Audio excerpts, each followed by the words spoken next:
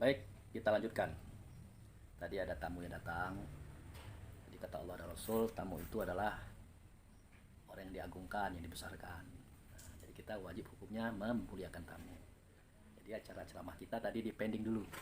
Kita sambung lagi. Jadi begitu kisahnya itu tadi. Jadi setelah nur, mukmin atau ruh tadi, dia dimasukkan ke dalam casing cahaya, tanah, api.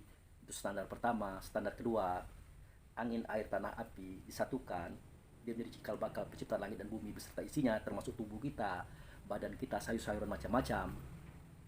Maka ternyata di dalam semua unsur itu ada yang sama dengan kita. Di dalam semua unsur diri itu ada sesuatu yang sama dengan diri kita. Ya perbedaannya cuma itu tadi, casingnya, bentuk dan rupanya, standar fisik yang mempengaruhi pembawaan, pemikiran, perasaan dan perilaku. Makanya terakhir tadi saya katakan, jangankan dengan hewan, tumbuh-tumbuhan, gunung, batu, laki, macam-macam itu. Kita dengan istri kita saja, laki-laki dan perempuan saja, hanya berbeda jenis kelamin, cara berpikir, cara merasa, cara berlaku saja sudah berubah dan berbeda. Nah itu maksudnya. Nah itulah kenapa maka hewan tadi disembelih dan dipotong di depan, di tempat di mana dia pernah dikeluarkan oleh Allah menuju casing mereka masing-masing. Jadi kalau sapi dulu, kerbau, onta, kambing, kibas, domba, sewaktu menghamilkan anaknya, nah dia otomatis tidak ada roh yang dimasukkan lagi, tidak, karena dia langsung dijelmakan melalui genetik, melalui unsur fisik orang tuanya, maknya. Itu maka dia langsung jadi. Nah dalam hal ini ruh itu tadi yang sama dengan kita tadi disebut dengan jiwa. Nah, disebut dengan jiwa. Kalau untuk hewan atau untuk tumbuh-tumbuhan diistilahkan dengan nyawa. Nah kalau kita ini double, di samping ada jiwa ada nyawa tadi, dimasukkan lagi sesuatu, ruh juga. Jadi anasir angin, anasir tanah, anasir api, anasir apalagi tuh, semua itu pada dasar sama dengan kita, tapi kelakuan sifatnya yang berbeda. Maka terjadilah perselisihan antara ruh yang baru masuk dengan apa yang ada pada tubuh kita yang bernama manusia tadi. Nah itulah kira-kira gambarannya. Oleh karena itu, saudaraku kaum muslimin dan muslimat, kembali kita kepada masalah kurban tadi.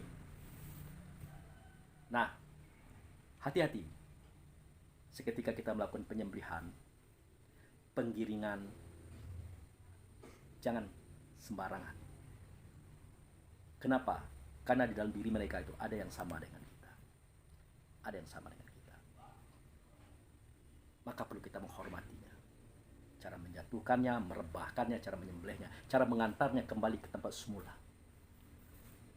Tetapi bagi kita yang tidak melaksanakan cara ini, akan menjadi sesalan bagi hewan-hewan ternak tadi, bagi tumbuh-tumbuhan tadi, bagi biji-bijian jadi, bagi buah-buahan tadi.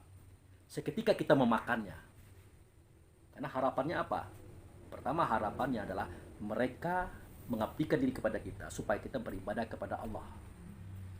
Kalau kita tidak beribadah kepada Allah, dia kecewa berat dan dia menyesali keberadaan dia sebagai makanan kita. Itu. Yang kedua, dia berharap dia diantarkan kembali ke tempat semula. Asal muasalnya Baitullah Hakikat. Tempat keluarnya Babus Salam. Letak tepatnya Hajar Aswad yang ada dekat Ka'bah itu. Disitulah pintu zahir, disitulah pintu batin, disitulah pintu dunia, disitulah pintu akhirat. Namanya Babus Salam, posisi itu Babus Salam. Rumah selamat, pintu selamat. Kalau sampai kita di situ di akhir kisah nanti. Kalau tidak ya apa boleh buat. Ruh habis tugas, keluar dari tubuh, semestinya kembali kepada Allah melalui tempat itu tadi. Langsung ke Baitullah Hakikat. Tapi karena kita tidak pernah melaksanakan pertemuan dengan Tuhan, tidak pernah sholat macam-macam, tidak memiliki pengetahuan seperti ini, maka kita pun mengambang di antara langit dan bumi. Pecah langit, pecah bumi. Kita satu dalam penderitaan. yaitu api yang membakar, itulah neraka. Nah, oleh karena itu, mari kita kembali kepada masalah kurban tadi. Kurban itu semestinya kambing, kibas, atau domba. Semestinya. Karena dari zaman Adam, Ibrahim, Nabi Muhammad, maaf betul, tidak ada yang kurbannya sapi, kambing, kerbau, onta, tidak ada. Nah, kenapa mereka itu kambing, kibas, domba? Supaya yang bersangkutan tahu perangainya, tahu kepribadiannya, tahu sifatnya pada waktu itu. Makanya ketika mau menyembelih hewan ternak kurban tadi, semestinya dilihat oleh orang yang bersangkutan. Misalnya saya, Abu Fikri. Nah, kambing itu, kibas itu, domba itu atas nama saya, Abu Fikri. Nah, dari kambing itu kelihatan perangai saya saat itu. Apakah saya itu masih membangkang, apakah saya ini masih keras, apakah saya ini belum tunduk kepada Tuhan. Nampak dari penyembelihan itu. Di situ ketahuan. Itu makanya kambing, domba, atau kibas yang dijadikan alat kurban dari dulu. Dari zaman Nabi Adam ketika Qabil dan Habil, itu Habil kurbannya domba. Kisah Ismail, Ibrahim juga domba. Nabi Muhammad juga domba. Itu beliau memotong 2 kibas, 2 domba, 1 untukku, 1 untuk umatku. Tidak ada mereka memotong kambing, tidak ada mereka memotong sapi, kerbau, onta, tidak ada. Lalu sejak kapan muncul ide kerbau, onta, sapi? Diartikan 7 orang. Tentu kejadian ini setelah terjadinya kisah nabi-nabi. Nah, secara kemanfaatan memang betul. Kalau kita memotong kerbau, onta, sapi, itu secara dagingnya full, banyak, bisa dibagikan bersama-sama kepada orang yang membutuhkannya. Tapi secara hakikat tetap tercapai usaha kita untuk membuang penyakit diri ini sehingga mudah kepada Allah itu tetap tercapai. Tapi di situ ada kelemahannya. Kelemahannya di mana? Kita tidak bisa melihat perangai kita sudah berubah apa belum. Itu saja. Nah, makanya kenapa anak Nabi Adam, Habil, mempersembahkan kurbannya domba, Nabi Ibrahim ketemu juga domba, Nabi Muhammad domba, supaya bisa melihat perangainya. Jadi ketika kita melihat sembelihan itu, ternyata sembelihan itu sudah mulai bagus, kambingnya mulai enak dibawa, disembelih darahnya tidak nyemprat, darahnya tidak kasar, matinya pun tenang, lancar, berarti kita sudah mulai bagus kepribadiannya. Maka diperlukan sholat sunat 2 rakaat, namanya sunat korban. Supaya apa? Supaya diperbaiki kembali, ya Allah, semua kekurangan-kekuranganku. Setidak-tidaknya dipertahankanlah gitu. Jangan sampai anjlok dan jatuh lagi. Atau sebaliknya, kambingnya gelisah, kasar, berontak-rontak, darahnya menyemprot kasar dan seterusnya, menunjukkan kepribadian kita masih seperti itu. Itu juga plus sholat sunnah 2 rakaat, sunnah kurban tadi. Setelah itu kita berdoa supaya pribadi kita, perangai kita diperbaiki dengan adanya pengorbanan tadi. Insya Allah akan diperbaiki oleh Allah. Karena untuk melaksanakan kurban itu tidak mudah. Pakai uang. Uang itu pakai tenaga, waktu, perasaan, pemikiran, pengorbanan. Tetap diperkenankan kalau itu kita laksanakan.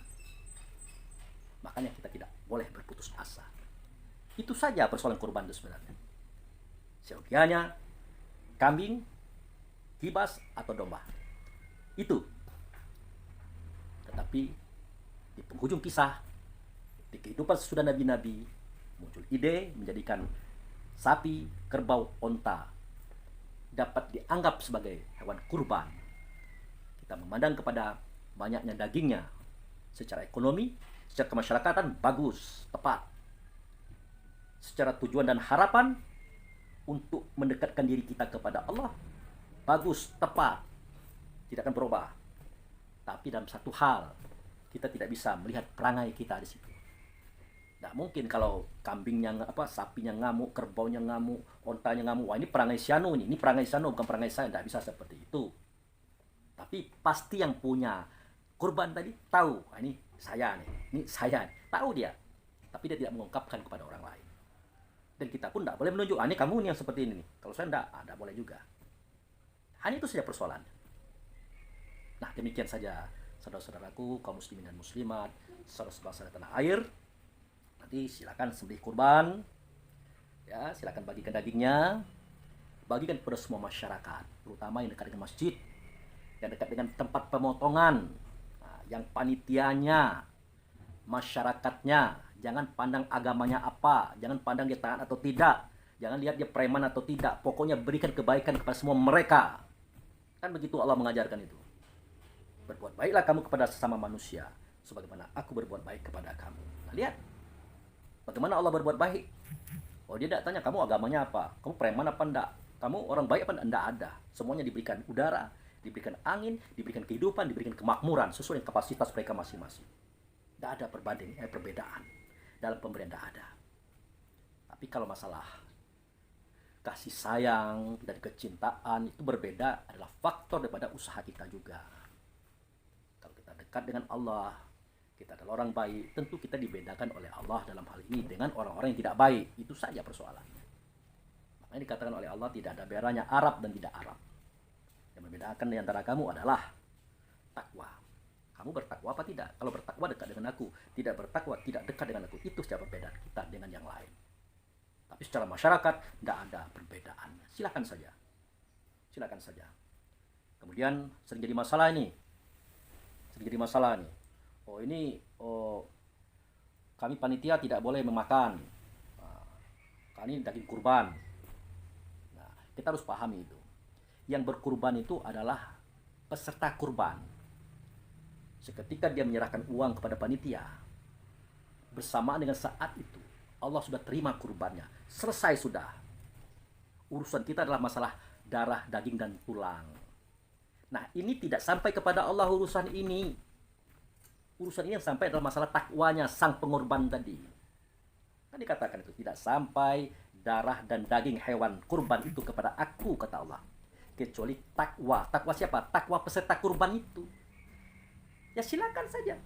Seketika dia ini uangnya, silakan Bapak belikan hewan, kurbankan. Habis selesai batas itu, Allah sudah terima kurban yang bersangkutan. Selanjutnya itu urusan panitia. Silahkan mau dipotong berapa, dibagi berapa, kepada siapa, mau dimakan, mau di apa. Silakan. Oh, peserta kurban pengen juga makan daging itu, silakan. Nah, silakan.